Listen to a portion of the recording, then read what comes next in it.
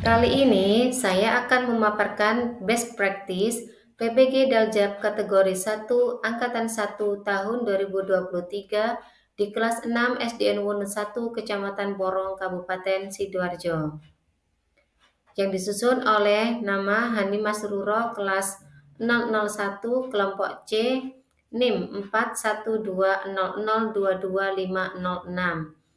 Pendidikan Guru Sekolah Dasar Universitas Nahdlatul Ulama Surabaya tahun 2023. LK 3.1 menyusun best practice, menyusun cerita praktik baik, best practice menggunakan metode STAR, situasi, tantangan, aksi, refleksi, hasil, dan dampak, terkait pengalaman mengatasi permasalahan siswa dalam pembelajaran.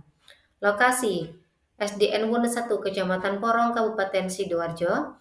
Lingkup pendidikan sekolah dasar, tujuan yang ingin dicapai, meningkatkan hasil belajar siswa pada mata pelajaran matematika, materi penyajian data melalui model pembelajaran Project Based Learning atau PJBL. Penulis Hanim Masruro, tanggal 11 Juli 2023 untuk PPL 2. Situasi. Kondisi yang menjadi latar belakang masalah dari praktek pembelajaran ini adalah rendahnya hasil belajar siswa pada mata pelajaran matematika materi penyajian data. Berdasarkan latar belakang tersebut, kemudian dilakukan identifikasi penyebab masalah antara lain: 1. Guru kurang menguasai materi pembelajaran. 2. Guru belum maksimal dalam melakukan persepsi sebelum pembelajaran. 3. Minimnya pengetahuan guru tentang menerapkan model pembelajaran yang cocok dengan materi yang disampaikan. 4. Guru masih sering menggunakan metode ceramah atau teacher center. Upaya guru untuk menyelesaikan permasalahan tersebut adalah dengan menggunakan sebuah model pembelajaran yang sesuai. Dalam permasalahan ini, guru menggunakan model pembelajaran Project Based Learning atau PJBL. Model pembelajaran Project Based Learning atau PJBL untuk menyelesaikan permasalahan pada muatan pelajaran matematika. Selain itu, guru juga menggunakan media dan alat pembelajaran berbasis TPA-CPK berupa penggunaan video pembelajaran, PowerPoint, bahan ajar, serta kuisis untuk mengerjakan soal evaluasi. Mengapa praktik ini penting untuk dibagikan? Praktik ini penting untuk dibagikan karena dalam pelaksanaan proses pembelajaran berbasis proyek dapat lebih memotivasi siswa dalam pembelajaran, lebih menyenangkan, dan kegiatan berpusat pada siswa. Selain itu, juga berisi tentang mendeskripsikan pengalaman terbaik seorang guru terkait keberhasilannya dalam menyelesaikan masalah selama proses pembelajaran. Karena sebagian besar guru mengalami permasalahan yang sama, yaitu rendahnya hasil belajar siswa. Selain itu, pembelajaran yang kreatif dan inovatif bisa memudahkan guru dalam menciptakan pembelajaran yang menyenangkan dan bermakna bagi siswa. Apa yang menjadi peran dan tanggung jawab Anda dalam praktik ini? Guru mempunyai peran penting dalam menciptakan generasi masa depan yang berkualitas. Peran saya selama proses pembelajaran antara lain sebagai sumber pembelajaran, fasilitator, motivator, pengelola kelas, pembimbing, dan evaluator.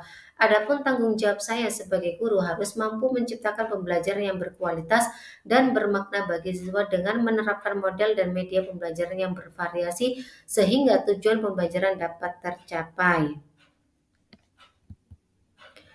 Tantangan yang menjadi tantangan untuk mencapai tujuan tersebut antara lain: 1. Minimnya pengetahuan guru tentang menerapkan model pembelajaran yang cocok dengan materi yang disampaikan.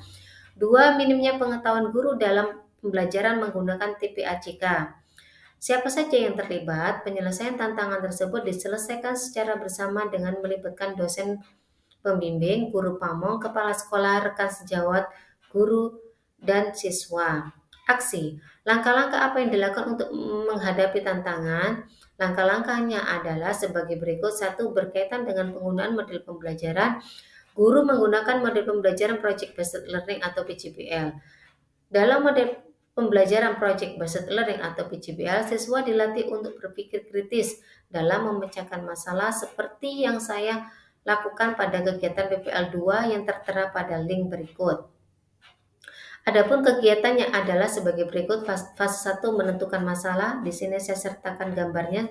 Anak-anak atau siswa mengamati video pembelajaran yaitu tentang median dan modus. Untuk fase 2 perencanaan proyek, di sini Guru dan siswa membagi menjadi 2 kelompok, kemudian membagikan LKPD-nya dan mengumpulkan data dari analisis masalah tersebut. Kemudian fase 3 pembuatan jadwal proyek. Di sini setiap kelompok membuat jadwal proyek serta waktunya, kemudian menuliskan pertanyaan yang akan nantinya dibagikan kepada seluruh siswa kelas 6. Kemudian fase 4 monitoring keaktifan siswa dan perkembangannya. Di sini semua kelompok mengumpulkan data dari kelas 6, kemudian menyajikan data tersebut ke dalam sebuah proyek. Di sini saya sertakan gambarnya yang diambil oleh siswa. Kemudian fase 5 perkembangan proyek. Kelompok menyajikan pengumpulan data dan pengelolaan data dalam sebuah proyek yang nantinya akan dipajang di kelas sebagai sumber data. Fase 6 menguji hasil proyek. Di sini guru menguji hasil proyek apa sudah sesuai apa belum. Kemudian di fase 7 presentasi dan evaluasi pengalaman. Guru membimbing pemaparan proyek, menanggapi hasil. Selanjutnya guru dan siswa merefleksi, membuat kesimpulan dan memajang hasil proyek di ruang kelas sebagai sumber data. Di sini saya sertakan gambarnya ketika anak-anak memajangnya di dinding. Kemudian di sini saya sertakan juga hasil proyeknya, dan setelah itu siswa menempelkan reward dari presentasi kelompok tersebut. Kemudian 2 berkaitan dengan pemanfaatan TPACK di kelas. Pemanfaatan teknologi dalam pembelajaran membuat siswa senang dan bersemangat dalam mengikuti pembelajaran, sebab siswa tidak merasa bosan dan jenuh dalam mengikuti pembelajaran. Dalam pembelajaran ini menggunakan laptop LCD, mic clip-on, speaker untuk menayangkan video, slide PowerPoint, dan menggunakan HP untuk merekam kegiatan pembelajaran. Berkaitan dengan penilaian, seorang guru melatih siswa dalam mengerjakan soal-soal level HOTS. Untuk itu guru membuat kisi-kisi dengan indikator soal HOTS walaupun menggunakan kuisis. Strategi apa yang digunakan? 1. Guru memilih dan menerapkan model pembelajaran PJBL. 2. Guru menyiapkan alat peraga papan diagram sebagai persepsi video pembelajaran yang menggunakan Canva dan PowerPoint. 3. Guru merancang materi bahan ajar LKPD sekaligus rubrik penilaian yang disesuaikan dengan kemampuan siswa. 4. Guru membuat soal evaluasi berbasis HOTS dengan memperhatikan KKO dan disajikan dengan tampilan yang menarik menggunakan kuisis. Bagaimana prosesnya? Proses yang dilakukan antara lain: 1.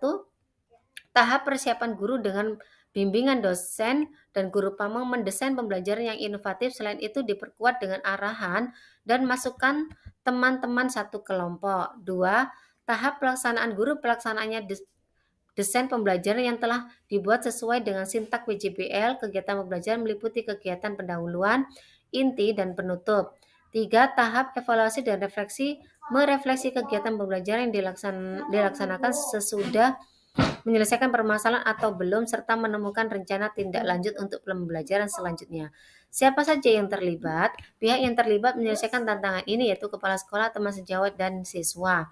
Apa saja sumber daya atau materi yang diperlukan untuk melakukan strategi ini? Sumber daya yang diperlukan yaitu 1. Kompetensi guru. 2. Sarana dan prasarana seperti HP, laptop, LCD, speaker, mic clip-on, dan jaringan internet. 3. Media pembelajaran, materi bahan ajar, LKPD, soal evaluasi, video pembelajaran, dan PowerPoint. Kemudian refleksi hasil dan dampak. Bagaimana dampak dari aksi dari langkah-langkah yang dilakukan? Dampak dari aksi yang telah dilakukan yaitu 1. Dampak bagi guru. A. Meningkatkan kompetensi guru dalam mendesain pembelajaran yang bermakna, menarik, dan inovatif. B. Meningkatkan keterampilan guru dalam mengoperasikan berbagai aplikasi edit yaitu Canva dan VN.